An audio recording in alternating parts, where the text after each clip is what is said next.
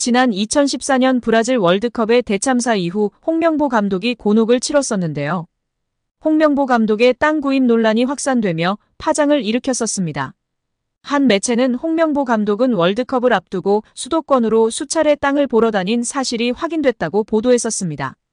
홍명보 감독이 땅을 사들인 곳은 한국판 비버리 힐스라고 불리는 신흥 부촌인 분당구 은중동에 위치한 땅이며 78.35평을 11억에 구입한 것으로 알려졌었는데요.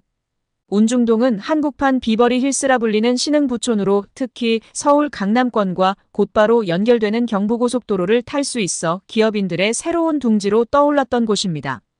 이 지역에는 현재 배우 신하균, 권상우, 김보성, 방송인 김영철 등이 거주하고 있으며 한 부동산 관계자는 이미숙, 신혜라, 최민수 등도 집을 알아보러 왔었다고 밝혔었습니다. 은중동 인근 복수의 부동산 중개업소 등에 따르면 홍명보 감독은 이곳의 토지를 사기 위해 4월 초부터 가족들과 함께 수차례 현장을 찾았었다고 알려졌었습니다. 홍 감독은 대표팀 엔트리 발표 약 3주 전인 지난 4월 18일 토지 대금의 11억 원 가운데 10%인 1억 1천만 원으로 계약했고 대표팀 소집과 훈련이 동시에 진행되던 지난 5월 15일에 최종 계약을 한 것으로 전해졌었습니다. 축구계 한 인사는 대개 감독이 큰 대회를 앞두고는 개인적인 부분에 신경 쓸 겨를이 없다. 홍 감독이 토지를 매입했다는 게 사실이라면 적절하지 못한 처신으로 논란이 될 것 같다고 말한 것으로 알려졌었습니다. 2005년 8월 22일 홍명보 당시 대한축구협회 이사는 파주 국가대표 트레이닝 센터에서 시작된 KFA 2급 지도자 강습회에 참가했습니다. 홍명보는 지도자 자격증이 없는 상태였는데요. 지도자를 할 생각이었다면 상급 지도자 자격증부터 따야 했습니다. 상급 지도자 자격증을 따면 유소년이나 초등학교 축구교실에서 지도자 생활을 할 수 있었습니다. 2급 지도자 자격증을 따려면 상급을 따고 2년이 지나야 했습니다. 하지만 홍명보에겐 예외 조항이 적용됐습니다. 협회는 국가대표팀에서 A매치 20경기 이상을 소화하거나 K리그 100경기 이상 출전한 경력자들에 한해서는 상급 지도자 자격증 없이 바로 2급 지도자 자격증을 딸 수 있게 했습니다. 2005년 9월 26일 협회는 딕 아드보카트 한국 축구 대표팀 신인 감독을 보좌할 코치 중 한 명으로 홍명보를 택했습니다. 지도자 자격증이라곤 전무했던 홍명보가 2급 지도자 자격증을 딴 지 3주 만이었습니다. 자격 논란이 불거졌습니다. 2급 지도자 자격증을 보유한 자는 중학교나 고등학교 팀만 지도할 수 있었는데요. 당시 KFA 규정에 따르면 대한축구협회 1급 지도자 자격증이나 아시아축구연맹 A급 지도자 자격증을 취득한 자만 대표팀 지도자로 일할 수 있었습니다. 협회는 당시 지휘권을 갖지 않는 보조 지도자 역할이기 때문에 홍명보 코치의 1급 자격증 취득 여부는 크게 문제될 것이 없다는 입장이었습니다. 지도자 경력이라곤 지도자 수업 3주뿐이었던 홍명보는 국가대표팀 코칭 스태프에 합류한 역사적인 사건이었습니다. 홍명보는 국가대표팀 코치를 맡은 지 1년이 채 지나지 않아 2006 독일 월드컵을 치렀습니다. 홍명보에게 국가대표팀 코치로 지도자 생활을 시작해 월드컵을 경험하는 데까지 필요했던 시간은 단 9개월이었습니다. 누군가는 평생의 꿈이 될 수 있는 월드컵을 경험하는데 홍명보는 속성 자격증 취득부터 돈으로 살 수 없는 월드컵 코치 경험까지. 정말 대단합니다. 이후에도 홍명보는 탄탄대로였습니다. 홍명보는 2006 독일 월드컵 후에도 국가대표팀에 남았는데요.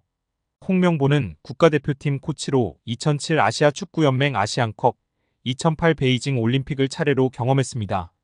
2006 독일 월드컵 16강 진출 실패, 2007 아시안컵 3위 및 음주 파문, 2008 베이징 올림픽 조별리그 탈락 등 대표팀은 실패를 거듭했지만 홍명보가 책임질 건 없었습니다.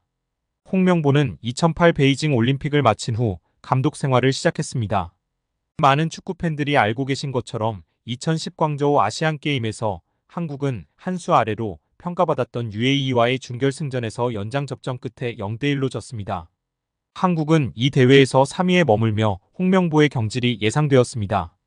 그러나 놀랍게도 홍명보는 경질되지 않았습니다. 아시안게임은 금메달이 아니면 의미가 없는 게 분명했고 지난 2002년 부산 아시안게임에서 3위를 한 박항서 감독이 경질되었던 사례가 있기에 명분은 차고도 넘쳤습니다. 그러나 협회는 홍명보를 경질하지 않았습니다. 심지어 2014년 브라질 월드컵에서는 본선 1승도 거두지 못하고 탈락했는데도 협회는 재신임을 발표했었습니다. 결국 여론의 반발이 점점 커지자 기자회견을 열어 자진 사퇴했었습니다. 이후 협회는 2017년 홍명보를 행정총괄 책임자인 전무이사로 내정했습니다. 당시 홍명보는 행정 경험이 전무했었습니다. 이렇게 협회와 홍명보는 아주 끈끈한 관계였으며 증명 없이도 임기를 보장받았었고 낙하산으로만 채용되었던 홍명보였습니다. 한국 축구에서 학명으로 가장 두드러진 인물이 바로 지금 이 시끄러운 와중에 축구 대표팀 감독을 맡은 홍명보 감독입니다. 박종환 감독이 대표팀을 이끌던 1995년 한국팀은 코리아컵 준결승전에서 예선에서 쉽게 승리했던 잠비아에 패했습니다. 그런데 이 경기 전날 박 감독의 억압적이고 비인격적 훈련에 불만을 품고 있던 홍명보, 황선홍 등 주전 선수들이 경기 전날 술집에서 대취할 정도로 술을 마신 사실이 언론에 보도가 돼 난리가 났습니다. 그래서 홍명보 선수 등은 징계 위기에 처했는데 이들은 그 제보자로 박 감독을 꼽았고 언젠가 안 갚음하리라 맹세했다고 합니다. 다음해 아시안컵 8강대 이란전에서 한국은 6대2로 참패하였습니다. 유례를 찾기 힘든 처참한 패배입니다. 특히 전반에 2대1로 앞서고 있었는데 휴식 시간 라커룸에서 무슨 일이 있었는지 후반에만 연속으로 5골을 먹은 것입니다. 당사자들은 부인하지만 이 사건은 축구계뿐 아니라 축구팬들도 의혹을 거두지 않고 있습니다. 박 감독은 결국 감독에서 물러났고 당시를 회상하며 자살까지도 생각했을 만큼 개인적으로도 충격이 컸다고 했습니다. 한국이 참패를 당하자 국내 언론들은 11회를 이끌고 있는 홍명보가 태업을 이끌었다. 박종환 감독을 끌어내리기 위해 선수들이 태업을 했다라는 등의 뒷말들이 나돌기는 했지만 끝내 참패 원인의 진실은 밝혀지지 않았습니다. 당시 한 언론은 홍명보 선수가 과학적이고 체계적으로 지도하는 감독을 원한다며 스파르타식 훈련을 고집하는 박종환 감독에게 노골적인 반기를 들었지만 누구보다도 체계적으로 지도했던 아나톨리 비쇼베츠 전 감독에게도 노골적인 불만을 터뜨렸다고 전했습니다. 조중현 당시 KBS 해설위원조차 홍명보가 선수로서의 본분을 망각한 것 같다. 옛날에는 감독의 그림자도 밟지 않았는데 어쩌다 이 지경이 됐는지 모르겠다고 개탄했다고 합니다. 하석주 전 전남 감독은 최근 언론 매체 오센과의 인터뷰에서 11회는 그냥 봉사단체다. 내가 회장을 맡고 있다. 라고 밝힐 뿐 특별한 이야기는 하지 않았었습니다. 결국 홍명보 감독은 10년 만에 대표팀에 돌아옴과 동시에 외국인 지도자 버금가는 대우도 받습니다. 이임생 이사는 연봉 등 세부 계약 조건에 대해서는 밝힐 수 없지만 이제 한국 지도자들도 외국인 감독 못지않게 대우를 받아야 한다는 생각이라면서 외국인 지도자에 뒤지지 않는 계약을 체결했다고 전했습니다. 홍명보 감독은 지난해 울산과 프로스포츠 최고 연봉인 10억 원의 3년 재계약을 맺은 것으로 알려졌는데 대표팀을 맡으면서 더 많은 연봉을 수령할 것으로 보입니다. 직전 클린스만 감독의 연봉은 약 30억 원, 벤투 감독은 약 19억 5천만 원의 연봉을 받았기 때문에 최소 20억 원이고 최대는 30억 원 수준으로 예상받고 있습니다.